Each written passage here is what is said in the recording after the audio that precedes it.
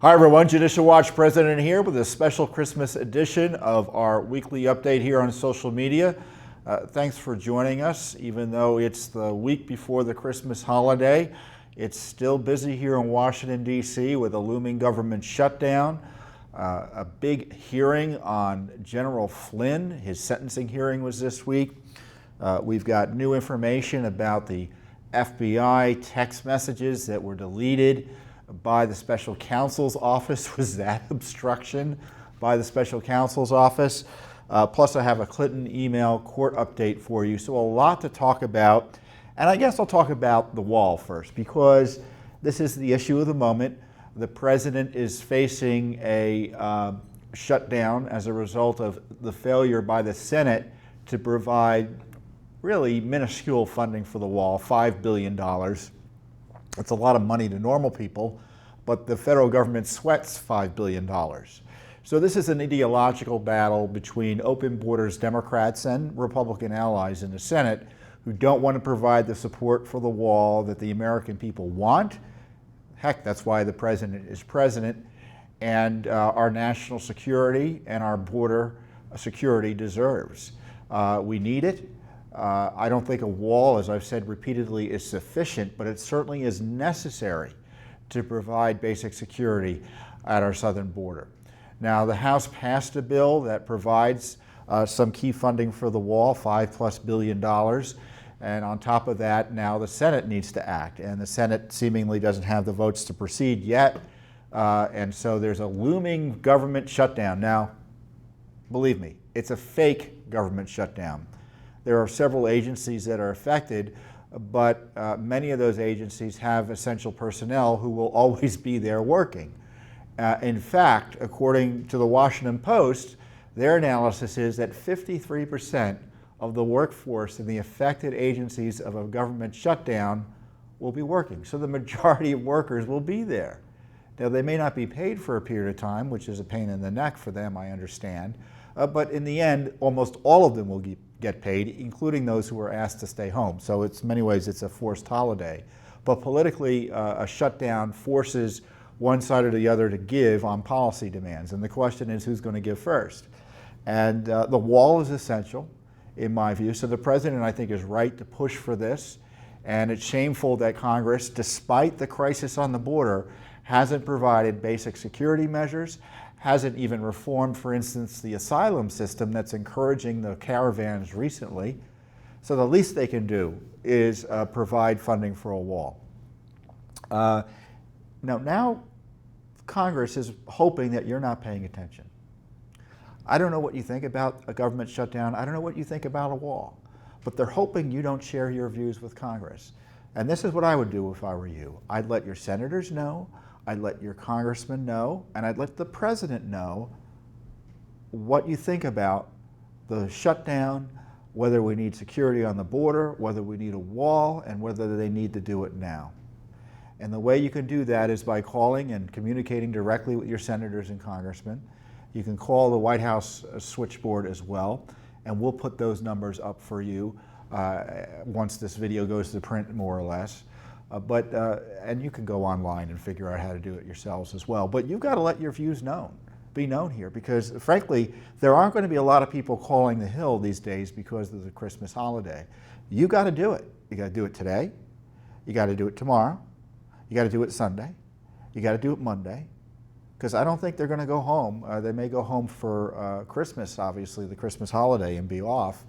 But they'll be working in the offices, so you really should call and let your senators and congressmen and the president know what you think about the looming shutdown. Now, of course, Judicial Watch, we don't wait for the wall to be built to try to enforce our nation's laws against illegal immigration.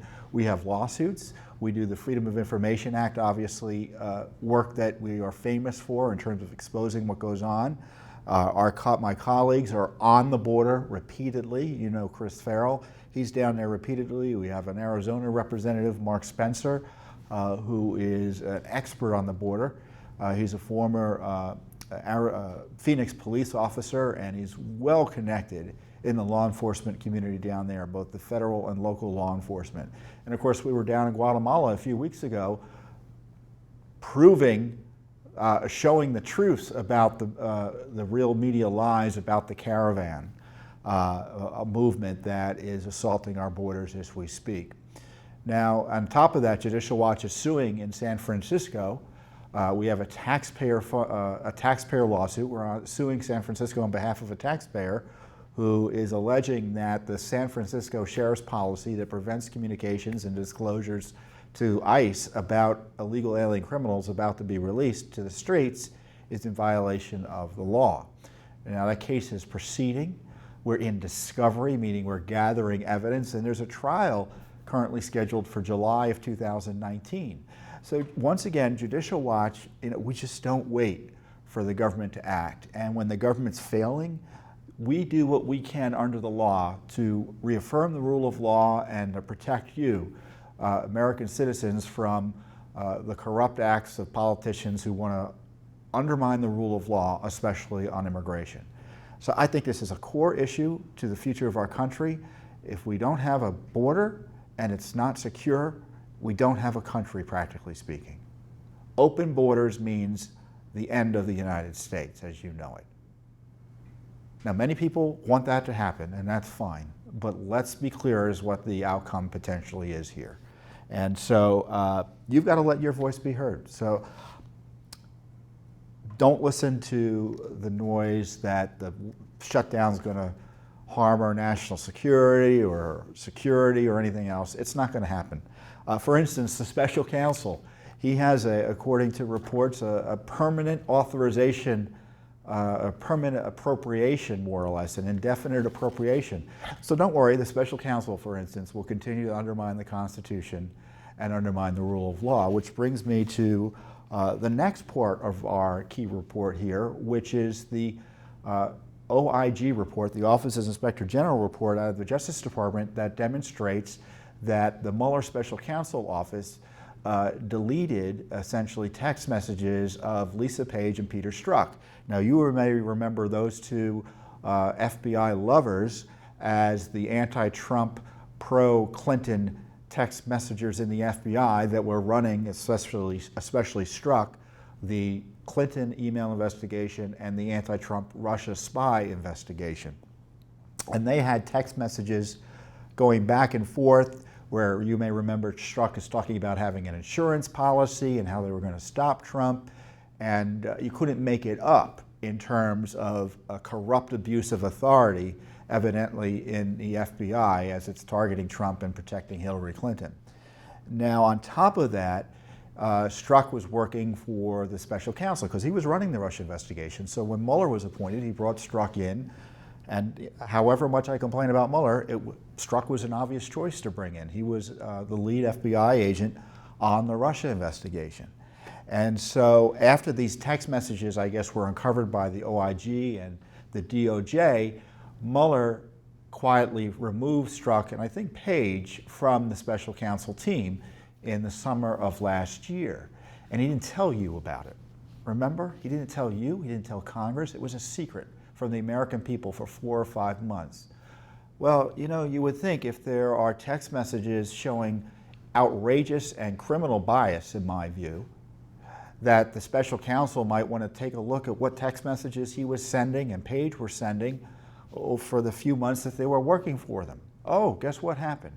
Well, they took those phones that they had, they were issued specially for the Office of Special Counsel investigation, and reformatted them, meaning the text messages were lost. And I have the OIG report here. This is the Office of Inspector General report that was issued in December of 2018, so I guess it was issued last week or earlier this week. And Strzok was removed from the special counsel's office in late July of 2017. So what happened is, you may recall there was noise about text messages missing generally that the OIG was asking about. And in investigating that, they were able to recover about 19,000 text messages that had supposedly been deleted. Now, when anyone says text messages are deleted, I don't believe that. And sure enough, when they said they were missing text messages, they found almost 19,000 immediately. But according to the Office of Special Counsel, the phones that were issued to Page and Struck were reformatted. In fact, one was given to another employee. They couldn't find anything, and that was Struck's phone. Well, outrageously, the special counsel's office reviewed Struck's text messages and supposedly didn't find anything substantive. And I don't know if they it doesn't look like they reviewed Page's messages at all. But both phones have been reformatted more or less to their factory settings. One was taken up by another employee. They couldn't find anything on that. And the other was reset in such a way, Page's phone, that they couldn't find anything. They were supposed to, this is the background, on January 12, 2017, the OIG announced the initiation of a review to examine whether the Clinton email investigation was handled properly. And in that context, they found these smoking gun text messages. And as I said, many were missing. So the question I have is why the special counsel has been allowed to get away with this misconduct. Now, you may not think it's a misconduct. You may think it's a bureaucratic snafu. Well, you know, I was on Tucker Carlson earlier this week, and I made the point in discussing this story that Paul Manafort, for instance, was accused by the special counsel of withholding evidence and hiding evidence and maybe even trying to destroy evidence. You know what the special counsel's office did? They sent FBI agents with guns drawn to his home in an early morning raid to gather the evidence and protect the evidence. But if you're the government and there's evidence of misconduct and you destroy it, what happens? In the case of Mueller, he's allowed just to move along. I read this OIG report, and there's nothing about lambasting other than detailing what the OIG did, the FBI and the Justice Department and Mueller for this corruption. They knew this guy had trouble with text messages, and they didn't bother preserve either his text messages or Page's text messages. Wouldn't it be interesting to read Struck's text messages from the time he was in the Office of Special Counsel? You bet it would be interesting to read those text messages, and I'm convinced that's why we don't have them. Another reason to shut down the Mueller investigation. Now, of course, we don't rely on the OIG to enforce the rule of law at Judicial Watch, and this is what we do. We specialize in using the law to figure out ways to hold the government accountable and to protect records, for instance, that the government doesn't want you to know about. And in this case, the FBI, even worse on top of all of this, the FBI is of the position that they don't have to preserve and produce text messages in response to Freedom of Information Act requests. So forget about these missing text messages. They think they can delete every text message they have, unless an FBI agent decides that they need to keep it for reasons that they decide to on their own. So there is no policy at the FBI, and it looks like it's the same policy at the Justice Department, that preserves and protects text messages for review under FOIA in response to congressional subpoenas, or even internal reviews, as the OIG is finding out. So what does Judicial Watch do? We went to court. We filed a Freedom of Information, well, actually it wasn't a we have Freedom of Information Act lawsuits that require the production of text messages, so we're fighting about that. For instance, text messages of Peter Strzok and Lisa Page, the corrupted FBI number 2, Andrew McCabe. So we've got lawsuits on that, but we filed a separate lawsuit under a law known as the Administrative Procedures Act, and that lawsuit is pushing at the court to ask and demand, to demand that the FBI retain text messages as the law requires, and to stop potentially deleting the text message of people like James Comey, Andrew McCabe, Lisa Page, Peter Strzok, and who knows who else in the special counsel's office, in the leadership of the Justice Department, and the leadership of the FBI. So for all the noise you hear about, frankly, a very corrupt issue, a major issue of potential corruption, the destruction of evidence by the special counsel's office,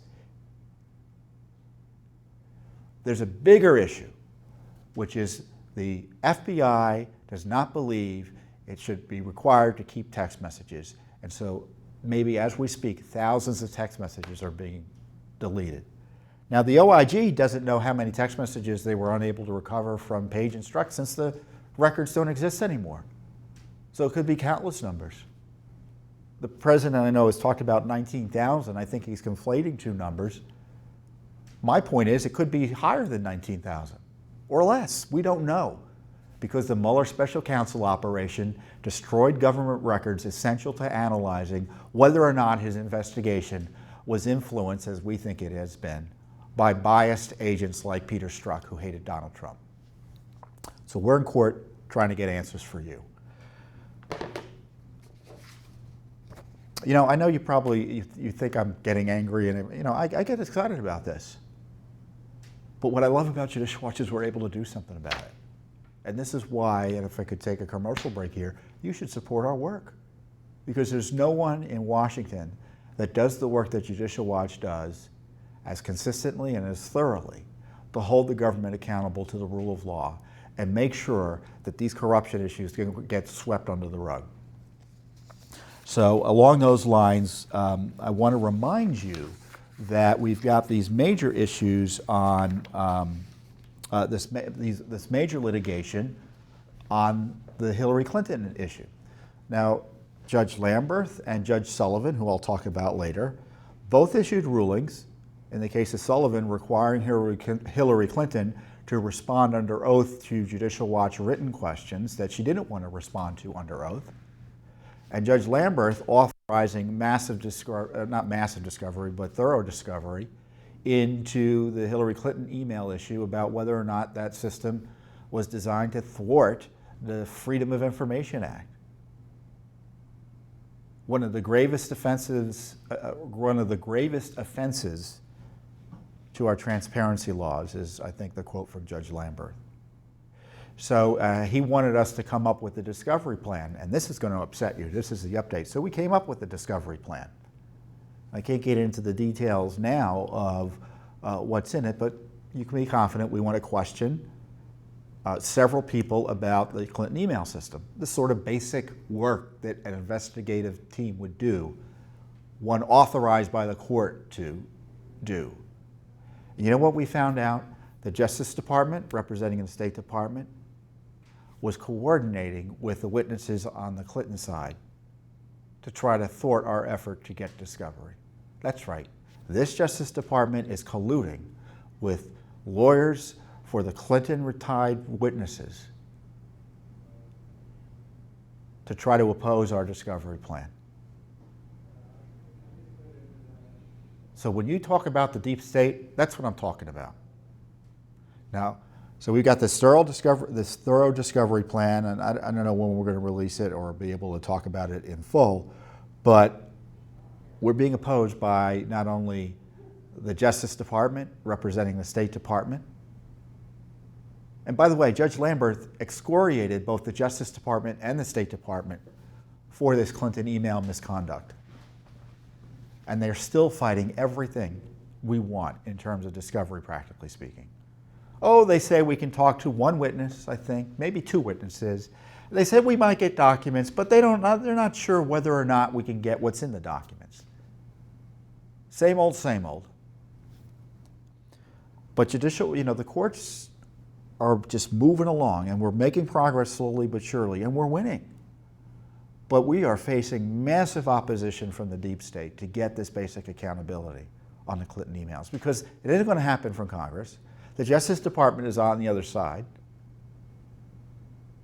And thankfully, the courts are still working, more or less, in this area. Never as much as they're never as aggressive as you might like, but it's better than nothing, much better than nothing. And it's because of court actions like this that we uncovered the Clinton email scandal to begin with. And everything we know about the Clinton email scandal is largely thanks to Judicial Watch. So we're going to be busy over the next year pushing this issue. And then now speaking of Judge Sullivan, a lot to talk about today. I'm trying to keep it all in line here. I was able to attend on behalf of Judicial Watch. Part of my work is to figure out what's going on. The Flynn sentencing hearing. General Flynn was sentenced, or was supposed to be sentenced this week, by Judge Emmett Sullivan, who's, as I pointed out, one of the judges in one of our FOIA cases. And we've been before Judge Sullivan for many, many issues. famously going back to the Bush administration, we challenged the Cheney Energy Task Force. Judge Sullivan granted us discovery there that the Supreme Court didn't like. So that was an historic fight. Then he was one of the key judges in our IRS FOIA litigation.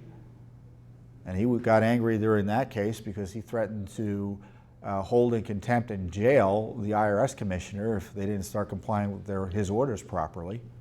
And then, of course, I told you about the Clinton email case. So he's a tough judge, and he's a smart judge. He likes to talk on the bench and think things through out loud. And so as a result, it was a 2-hour sentencing hearing. And he said lots of things, and a lot of things that were controversial in the sense that people were saying, well, how could you, for instance, as he said, leave the impression that General Flynn had committed treason? And I was there. I wasn't in the room. I was in an overflow room with Sarah Carter, my colleague Michael Bekesha, and Michael Ledeen, who's someone who's known General Flynn for several years. So we're watching this. And my impression is as follows, that Judge Sullivan was encouraging General Flynn to really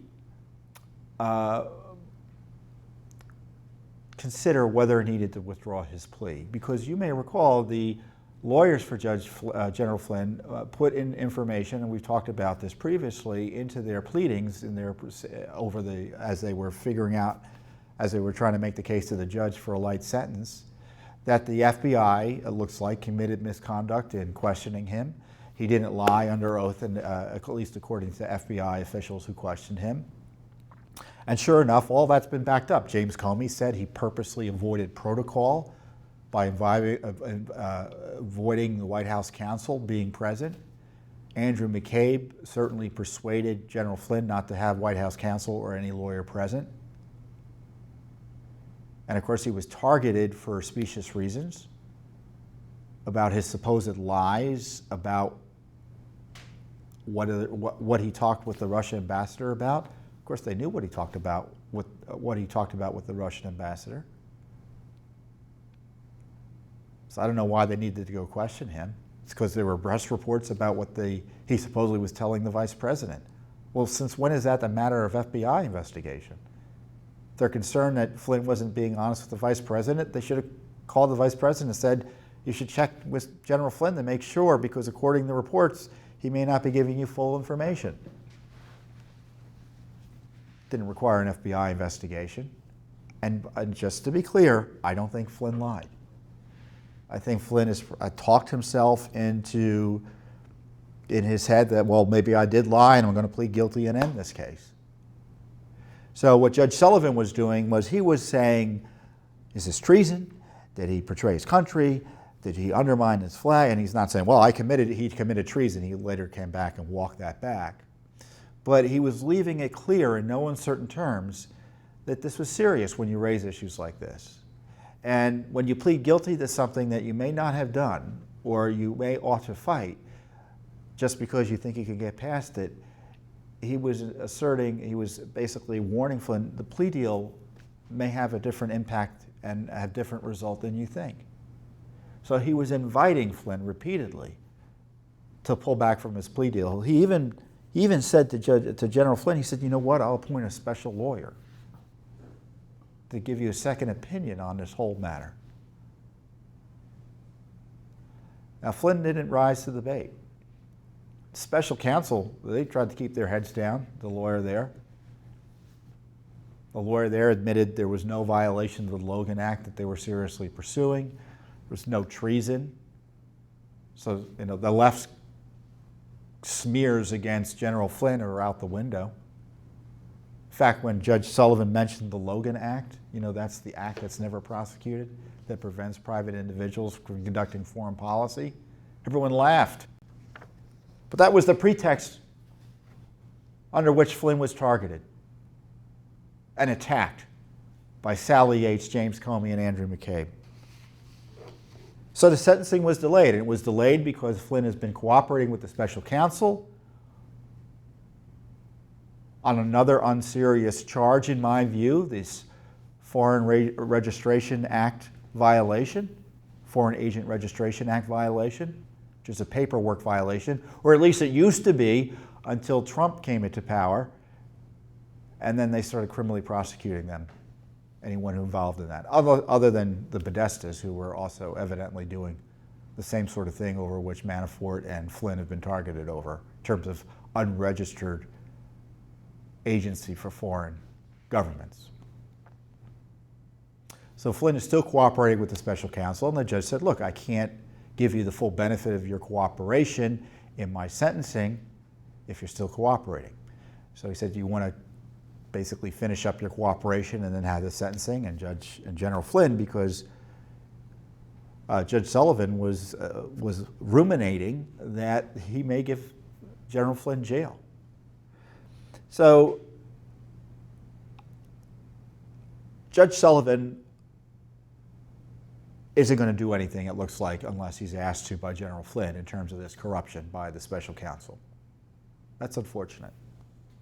Now, Judicial Watch has independent Freedom of Information Act requests and lawsuits on this issue. For instance, we want the transcript of what Flynn said to Kissiak. Everyone else seems to have read it in town. I know it's typically classified. It needs to be declassified.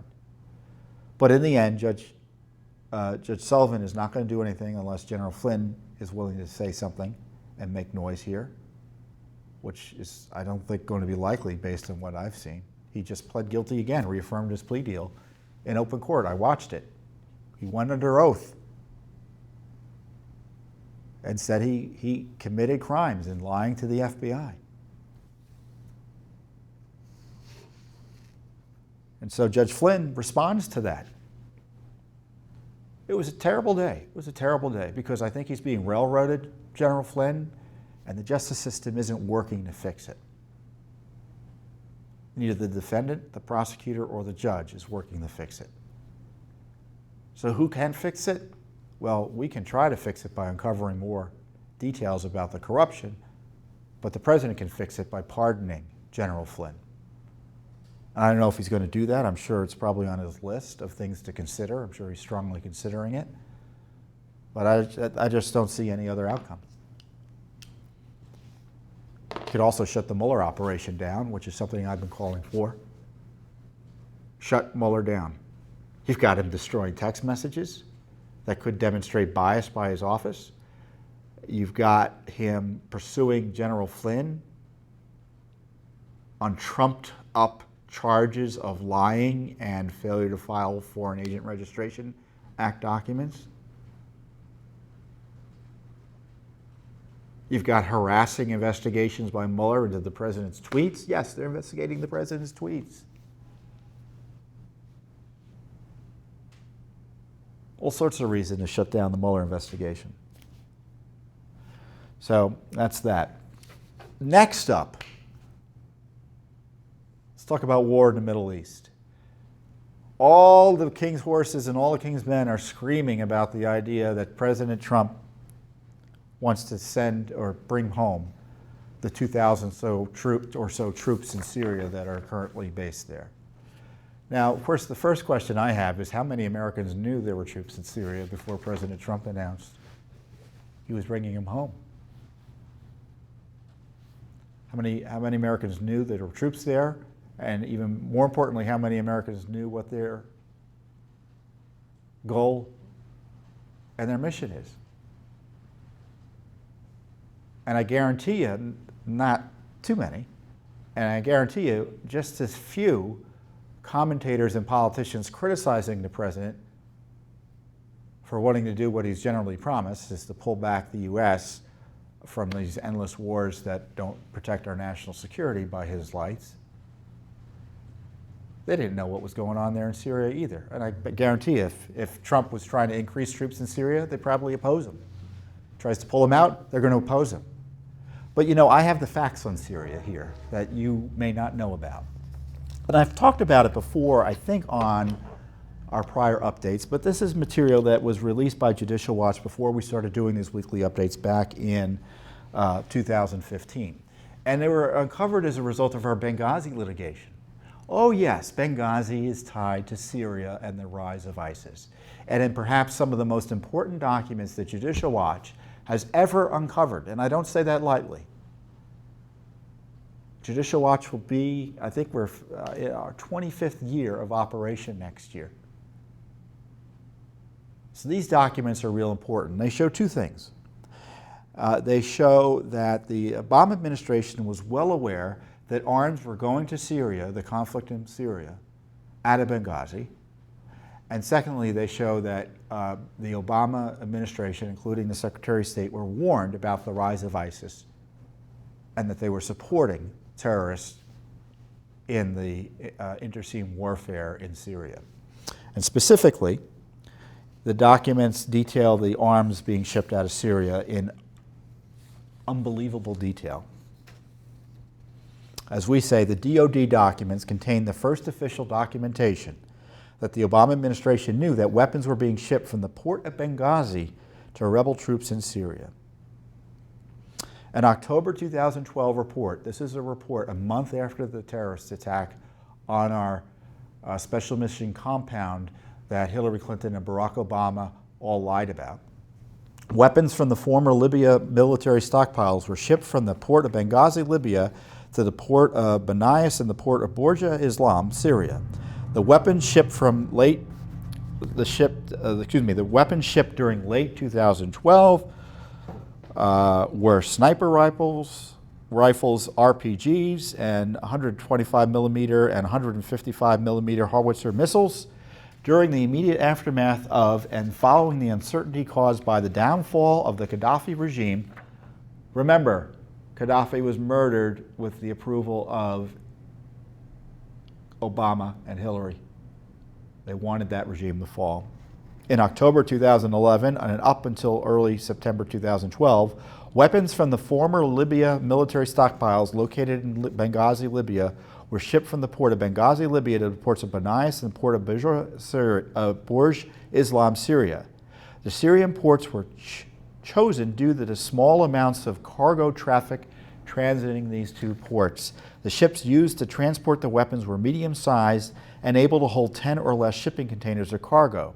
And this is a Defense Intelligence Agency document. By the way, you know who ran the DIA and issued this report? It was General Flynn. No wonder Obama didn't like him. The weapons shipped from Syria during late August 2012, I said where I described the weapons, and they get into the numbers. The numbers for each weapon were estimated to be 500 sniper rifles, 100 RPG launchers with 300 total rounds, and approximately 400 howitzer missiles. In fact, I think it was in this document, they were able to describe the rooms in which they were stored. So what's unclear about this document is who was doing the shipping. Because many have alleged it was done with U.S. Obama administration support. Certainly the level of detail suggests that they were in a position to stop it in the least. But we'll see. Just wish someone would ask some questions on that, huh? Another DIA report shows that in August 2012, the same period, the U.S. was monitoring weapon flows from Benghazi to Syria. This report said the opposition in Syria was driven by al-Qaeda and other extremist Muslim groups. The growing sectarian direction of the war was predicted to have dire consequences for Iraq, which included the grave danger of the rise of ISIS. According to the document, this creates the ideal atmosphere for AQI, Al-Qaeda Iraq, to return to its old pockets in Mosul and Ramadi and provide a renewed momentum under the presumption of unifying the jihad among Sunni, Iraq, and Syria, and the rest of the Sunnis in the Arab world against what it considers one enemy, the dissenters. ISI. Yes, that's the precursor to ISIS. Could also declare an Islamic State through its union with other terrorist organizations in Iraq and Syria, which will create grave danger in regards to unifying Iraq and the protection of its territory.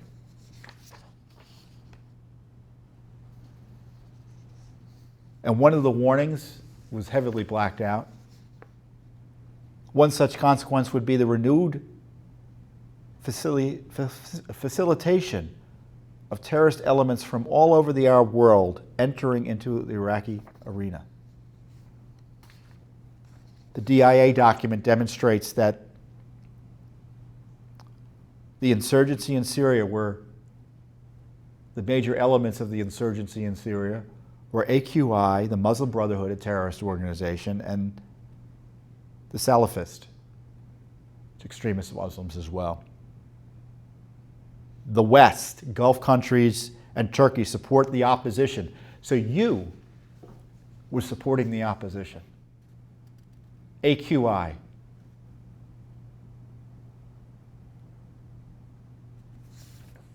So these terrorists were supporting the Syrian opposition from the beginning, and the West was supporting them through Benghazi. That's how I read all of this.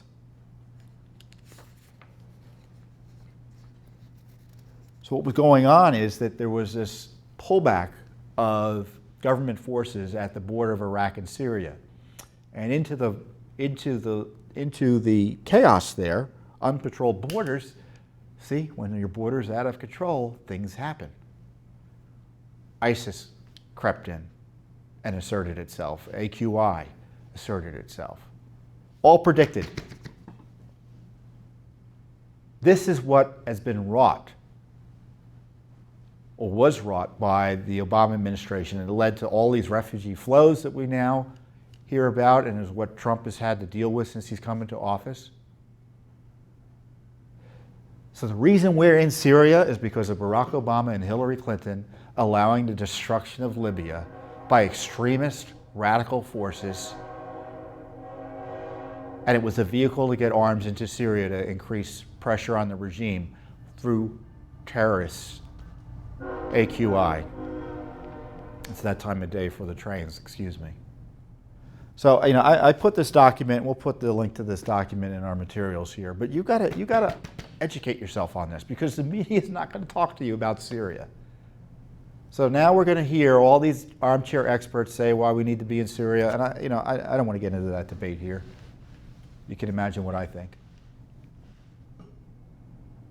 So the truth is out there for those of you who want to find it, and it's because Judicial Watch is doing the work to get it for you. And as I said, this is critically important information.